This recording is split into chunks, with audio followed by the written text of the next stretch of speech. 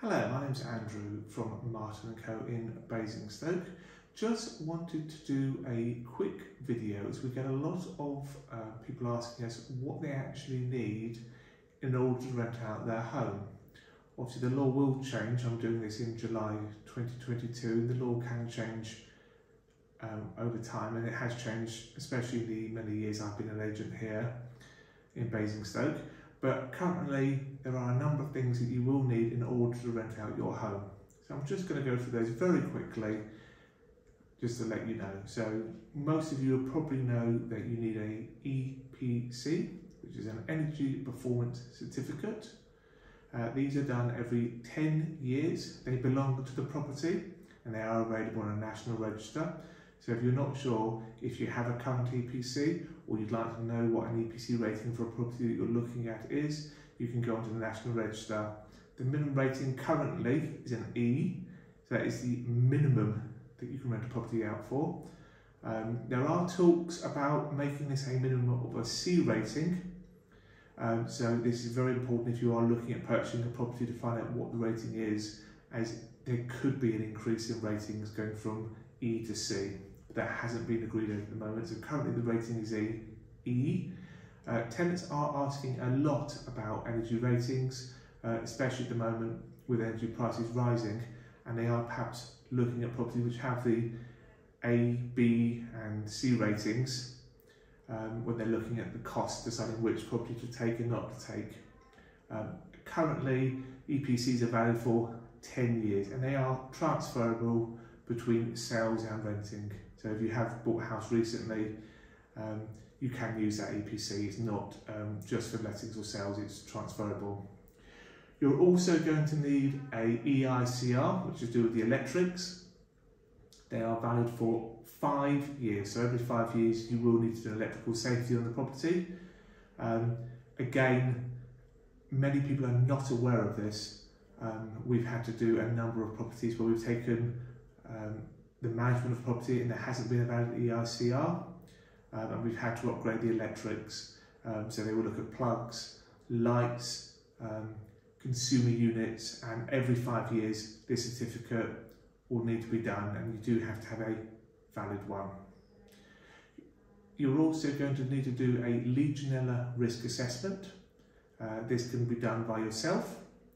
There's a very simple form, and if you haven't got one, we can send you the form and you can complete this to do yourself, or you can get a Legionella risk assessor to do the report for you. We do often get properties which do have issues, normally to do with the cold water storage, and we have had to have a number of tanks cleaned recently. Unfortunately, we often find dead pigeons and things in them, so it's worth doing, especially if you're on an older property. Not such an issue generally with modern flats, which tend not to have water tanks, so it's very easy for you to do that yourself.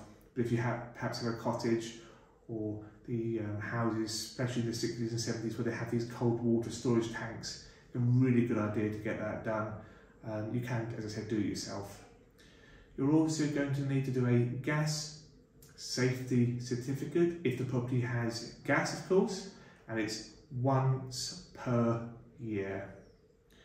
You're also going to need from October a carbon monoxide alarm. That needs to be by the boiler and by each solid fuel burning appliance. So for example, if you have a solid fuel burner such as a wood burner or a gas fire, you should need one. So if you've got perhaps the kitchen has the boiler in it, and then you've got a lounge with a lovely big wood burner in it, you will need to have two, one by the boiler and then one for the lounge. So for example, we've got a house we've just taken on and they have three. So two wood burners and a boiler, which is currently in the cloakroom. So it's got 3 carbon monoxide alarms. They're not expensive. You can buy them online, you can buy them in a number of shops. They don't need to be installed, they're freestanding. Just put it normally at height level. So top of a fridge, you can attach them to a wall, top of a kitchen cupboard, just somewhere where it's easy to test and easy to be heard. We also at Martin & Co here in Basingstoke, we also recommend, although it's not a legal requirement, to have one wherever you've got a gas hob as well. So you currently don't need one, but it's a good practice to have one if the boiler is in a separate room to the boiler. So for example, if your boiler is in the utility room and you've got a gas hob, we recommend for the minimal cost of having a carbon monoxide alarm to have one of those as well. You're also going to need smoke detectors, and it's one per floor. So if it's a flat, you just need one, it's a minimum, and if it's say a 3-bedroom townhouse, it's going to be 3 smoke alarms. These should also be tested at the start of each tenancy and regularly throughout the tenancy. So at Martin & Co here in Basingstoke, we would check the smoke alarms every quarter, so we do property visits 4 times a year.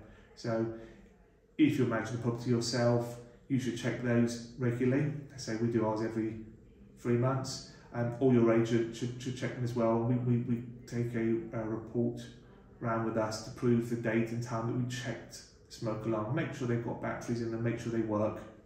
If they're a main smoke alarm, they are valid for 10 years, and if you look on a main smoke alarm, you will see a date of when that expires, so that will need to be changed every 10 years. It was just a battery one, it's just a very simple one of checking the batteries work, and it does get checked regularly, so 4 times a year for us is our minimum. If you have a mortgage on the property and you're looking to rent it out, you will need permission from your current mortgage company. This may mean a change of rate that you're on, but just check with your current lender what their policy would be if you're looking to rent the property out that you currently have as your own home and you're looking to switch that over from a residential to a buy-to-let process. They're not really very happy to talk to you, especially if there's plenty of equity in the home. And lastly, if you're looking to rent a flat out, you're also going to need permission from your management company for permission to sublet.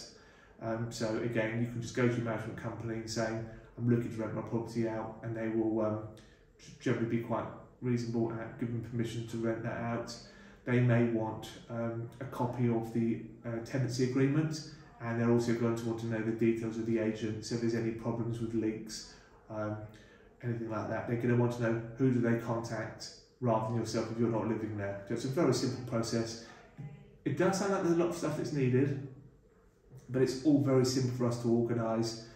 We do all our management within branch here in our Basingstoke office at 26 London Street. So we do all our management within branch, and we'll always make sure that any of our landlords are always on top of these certificates to make sure nothing expires, and we will remind you in plenty of time when anything's about to expire, and then we'll get the appropriate contractor to do any work, your gas safeties, your electrical safeties, your EPC, so you don't need to worry about any of that. If you're not sure if you have any of these certificates yourself, perhaps if you've been renting out property for years and years, we often get calls from landlords who say, well, my tenant's been in there for 10 years, 15 years, I'm not sure what I've got.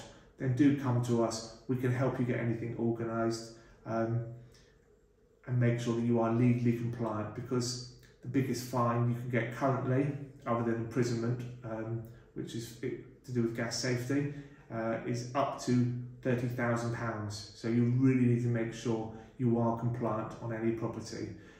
Please do follow our YouTube channel. We will be putting regular updates.